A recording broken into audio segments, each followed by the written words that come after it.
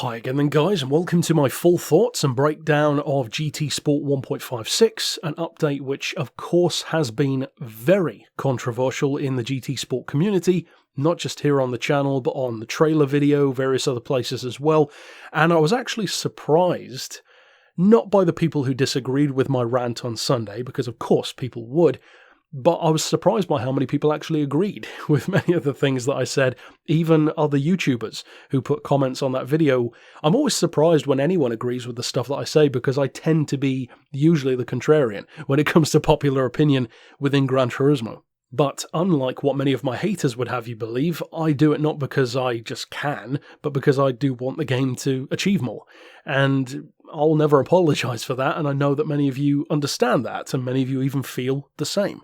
But with regard to this video, this is not so much a rant. I do want to touch on some topics later on, but it's more of an objective review of the update as a whole. And then, of course, if you're familiar with the channel, you'll already know that in the coming couple of days, I'll review the cars individually, really get into the specs and the pricing and the value, and then early next week, probably, I'll do some tuning for all three of them as well. Now, usually we'd have more to talk about, and that's kind of the issue that a lot of people have had with this month. There's three cars, no circuits, no features, no circuit experiences, no scapes. There's some BOP fixes, some bug fixes, that kind of stuff, but nothing special, really. That has been what has concerned many people.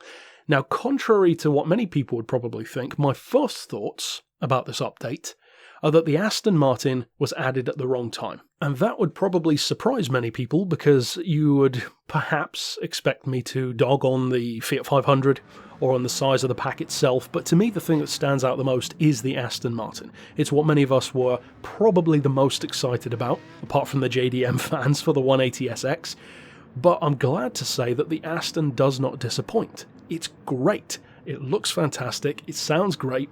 The one that I'm driving in the video has no tuning whatsoever, just the traction control turned off, and it's fantastic. It feels great on the straights, easily has more power than the existing Group 3 cars, no surprises there, but the handling is what I was expecting to be far trickier than it actually is. It's really good, and I love the car. And although, as I said, I'm going to get more into my thoughts about the car's nitty-gritty aspects later on, in fact, later today, I do want to just say that I believe this is one of the most important Astons they could have added. It makes a lot of sense to add such an iconic modern race car from their lineup into an FIA-style game. Of course that makes all kinds of sense, but the perhaps controversial thought that I have about the car is I think this was the worst possible time they could have added this car to the game, because so many people are not really taking much notice of the car itself because of how controversial the update is. And that is a shame,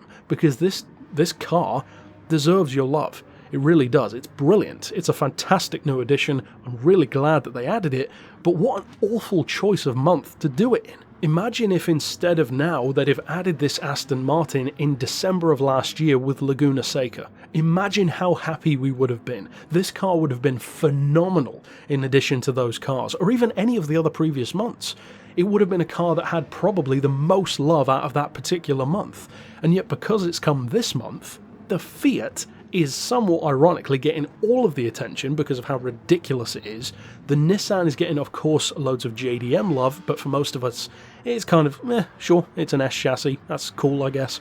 The Aston, though, it really does deserve more love, and I think that's a shame that it's not getting anywhere near as much chatter and love as it would usually be, because people are kind of annoyed about this month, justifiably so. And I'm not going to fully get into that again, of course, but I do believe that this month, just to touch on it briefly, does encapsulate all of the primary issues that I have with GT Sport. A lot of people like to think that I'm a hater, that I say, well, I want more cars added, I want more circuits added.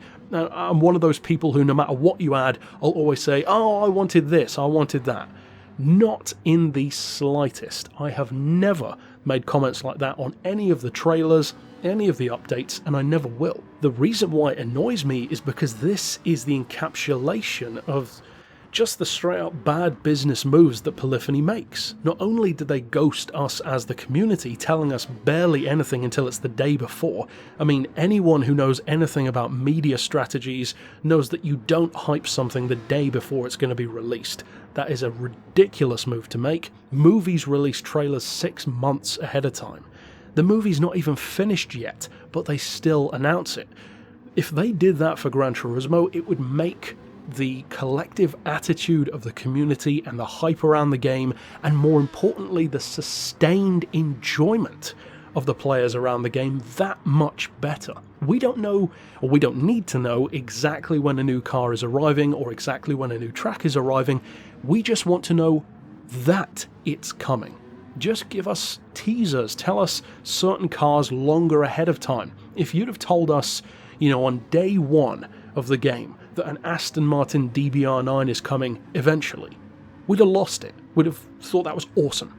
If we'd have known Le Mans was coming back 6 months ahead of time, or that Group C cars were coming back, we'd have loved it. But as it is, we didn't. We knew a couple of days beforehand. This is dropping next week. This is dropping tomorrow. It's just a bad business move. It's as simple as that. You don't create hype by not telling people anything. That's the exact worst thing you could do to create hype. And this month just goes to show that. You have January, which is completely devoid of any kind of information or update.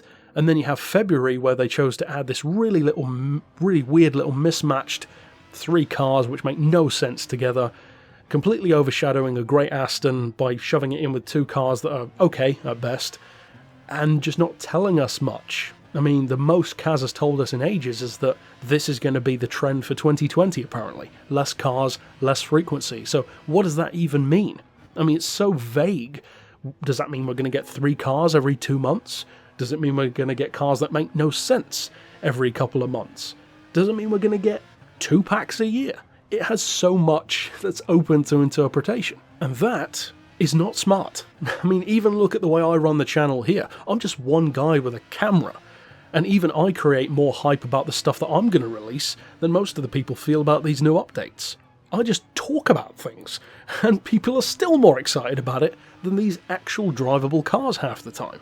There's something wrong there. That should not be the case. Nothing that I have to say on this channel should ever overshadow the stuff that I'm actually talking about, but half the time these days it seems to, and that's a shame. I don't want that to be the case, as much as I love getting views, of course, but even for me, if they were putting out more information, of course that benefits me as well. If I had more to talk about, it becomes this beautiful symbiotic relationship. They put out more information, that gives me more to talk about, encourages more people to the channel, and at the same time, it becomes this beautiful circular thing where excitement breeds more people playing the game, breeds more people enjoying the game, breeds more news. It's a great thing. It becomes exponential. Unfortunately, though, Polyphony, for whatever reason, they're just not choosing to do that, and I doubt that they will at this point in the game's cycle anyway. Yes, of course they're working on the next game, but even that, I believe, is a bad idea. I don't think it's, a bad idea to work on the next thing. I just think Polyphony has a proven track record of not completing the project that they're working on now before they start working on the next thing. And that is not a good idea. It's never a good idea. Never in the history of ideas has that ever proven to be a good idea. Because it means that the next project, which is very hush-hush anyway, gets little to no hype. And at the same time, the thing that's sustaining the community now, which is this game, gets less and less interest, less and less attention, and more people who become, dulled to having any interest in the next game as well. It's just bad business. It's as simple as that. But what then about the Fiat? Well, the Fiat is fine. It's not a bad car. I don't hate the Fiat. The Abarth 500 is already actually pretty good in N100 and N200. Again, it's not that the car is an issue, it's that it just makes no sense. Kaz already told us it takes, 6 months to add a car into the game. Okay, that's fair enough. If you want to make them to that kind of standard, why do you then assign that kind of quality control and personnel and manpower and womanpower to a Fiat in an FIA game? That makes no sense. Of course I love road cars. I'm a Gran Turismo fan in the old sense, but even I know that makes no sense in a game like this. The least you could have done is added like a Fiat Cup car. I mean, that would even make more sense. The Nissan 180SX, Yeah, of course, it's a JDM icon, it's pretty good to work with straight out of the box. Of course it's going to become much better with tuning. I'm actually surprised by the fact that it's not as drift happy and not as tail happy as I would have thought it would be. I was expecting it to be kind of like a Toyota 86 sort of thing, but I got to give that car the edge in terms of just stock drifting. Ultimately though, that's it for my very long-winded thoughts on this update. In fact, 10 minutes is far more than this update really deserves, but I think it is important to talk about these things, not just for the sake of a rant, but because they are valid points that need to be discussed, especially at this point in the game's life cycle. But overall, that's it for my thoughts on the cars.